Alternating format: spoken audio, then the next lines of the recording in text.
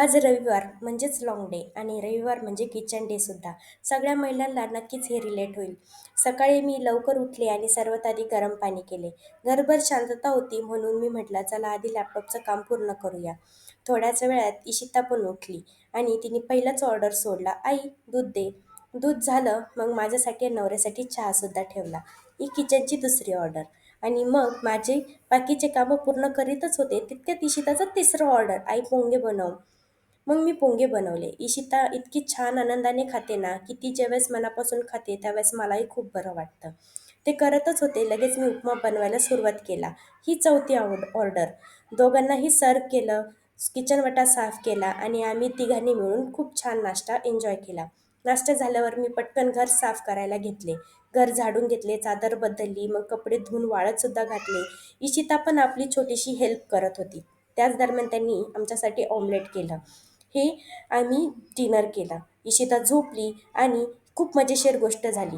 त्यांना ज्यावेळेस मी हात लावत होते त्यावेळेस मला करंट लागत होता.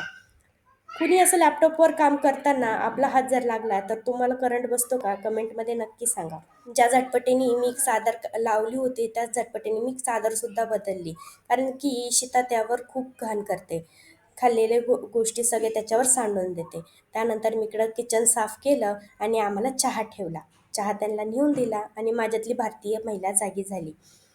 म्हटलं ह्या तव्यावरचे डाग काढूनच टाकायचे आणि ते 2 मिनिटातच माझं भूत पळून गेलं. तुमच्याकडे जर हे पॅन साफ करायला काही जर उपाय असेल तर कमेंट सेक्शनमध्ये मला नक्की सांगा. मग आम्ही तयार झालो आणि क्लब हाऊसला गेलो. तिथे इशिता खेळली. खेळल्यानंतर ते सुद्धा आले त्यांचं काम उरकून आणि मग आम्ही गेलो चाट कॉर्नरला.